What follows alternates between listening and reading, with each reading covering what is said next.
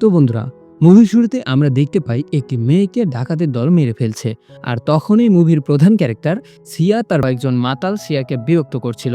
Fan এসে তাদেরকে তাড়িয়ে দেয় এবং সিয়াকে জিজ্ঞেস করে, আপনার কি সাহায্যের প্রয়োজন? তার শ্বশুরকে দেখানো হয় তিনি ছিলেন প্যারালাইজড। সিয়া তাকে তুলে এখান থেকে ট্রান্সফার করছো। আসলে জিন কথা বলতে পারে না, তবে কানে শুনতে পায়। সিয়া বলে, ডক্টর বলেছে সে খুব তাড়াতাড়ি কথা বলতে পারবে। এরপর সে জিনকে ভ্যানে বসিয়ে বাসার দিকে নিয়ে যায়। তখন জিনের ক্লাসমেটরা তাকে গাছ বিক্রেতার মেয়ে বলে ডাকাডাকি করছিল।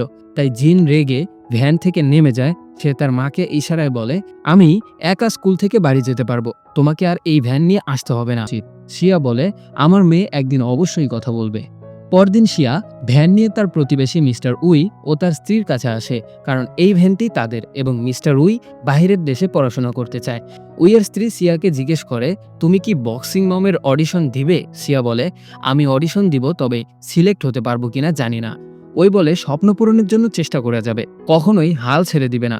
এরপর শুটিং স্পটে সিয়াকে দেখা যায়, কিন্তু ইয়েলো ফিরে সিয়া প্র্যাকটিস করছিল। তখন লিও তার কাছে আসার চেষ্টা করে। সিয়া তাকে মেরে রুম থেকে বের করে দেয়। লিও মার খেয়ে তার প্রতিবেশী উইয়ের কাছে চলে যায় এবং তাকে বলে, আমি অনেক রেগে আছি, তাই কাউকে আঘাত করতে চাই। উই বলে, আমিও রেগে আছি, আমিও কাউকে আঘাত করতে চাই। তাহলে দেরি কিসের, চলো শুরু করি। তারা দর্শে সিয়াকে বাড়ি পৌঁছে দেয়। এটা ওপর থেকে লিও এবং উইক দেখছিল। এইটা দেখে সে রেগে গিয়ে উইকে একটা চর বসিয়ে দেয়। বাসায় এসে সিয়া লিওকে বলে, আগামীকাল আমার অডিশন, তুমি জিনকে স্কুল থেকে নিয়ে এসো। সিয়া ফ্যানকে নিয়ে অডিশন দিতে চলে আসে। অডিশন নিচ্ছিল সেই মুভির হিরো মিস্টার চান।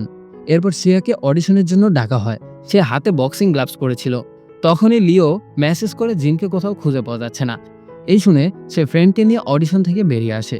লিওর কাছে আসলে সে বলে, তোমার জন্য সবকিছু হয়েছে, তো ভুলে গিয়েছো যে তোমার একটি মেয়ে আছে? সিয়া তার মেয়ে শেষ হয়ে গিয়েছে, এখন বাড়ি চলে যাও। সিয়া ডিরেক্টরের কাছে গিয়ে বলে, আমাকে আরেকটি সুযোগ দিন, আমি এখানেই অডিশন দিব। প্রথমে তার অডিশন দেখে ডিরেক্টর গাড়িতে উঠতে শুরু করে আর ডায়লগ বলতে থাকে। তখন ওই ভ্যান নিয়ে ফ্যান চোখে পানি চলে আসে। ইয়েলো শিয়াকে থামিয়ে দেয়। শিয়া ডিরেক্টরকে জিজ্ঞেস করে, আমার কি কোথাও ভুল হয়েছে? আমি আরেকবার সঠিকভাবে চেষ্টা করব। ডিরেক্টর তার রক্তাক্ত হাত দেখে বলে, তুমি অডিশন পাস করছো। ইয়েলো সুন্দর ছিল, কিন্তু কাজ চলে যাওয়ার পর থেকেই ড্রিঙ্কস করতে শুরু করে। আর আমি বিশ্বাস করি সে আবারও আগের মতো হয়ে যাবে। শিয়া ফ্যানকে জিজ্ঞেস করে, তোমার কি কোনো গার্লফ্রেন্ড নেই?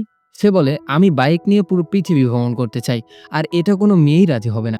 প্রথমে সে বেরির অডিশন নেয়, নামমাত্র অডিশন নিয়ে তার অডিশন কমপ্লিট করে নেয়। পরে স্মরণী এই শুনে শিয়া লিওর গালে চড় মারে। তখন লিও তাকে বলে, আমি ডিভোর্স চাই, এবং সে সমস্ত ফুলের টব ভাঙতে থাকে। তখনই শিয়া বিলবোর্ডে দেখে বক্সিং মম মুভির জন্য বেরিকে সিলেক্ট করা হয়েছে। পরদিন শিয়া জিনকে নিয়ে বাসা থেকে পরবর্তী সিনে শিয়া তার মায়ের কাঁধে মাথা রেখে বলে, যখন বাবার সাথে তোমার ডিভোর্স হয়েছিল তখন একা কিভাবে আমাকে বড় করেছো? তার মা বলে, প্রথম কয়েক বছর চোখের পলকে চলে গিয়েছে, আর তোমারও চলে যাবে।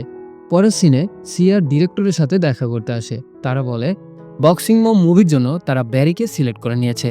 শুনে সিয়া মন খারাপ করে চলে আসে। বাসায় এসে আসলে এই মুভিটি আপনাদের জীবনকে নতুনভাবে এগিয়ে নিয়ে যাওয়ার উদ্যম দিবে। মানে যত কিছুই হোক, হাল ছাড়া যাবে না। আর এই কাহিনীর মাঝে মুভিটির হ্যাপি এন্ডিং হয়।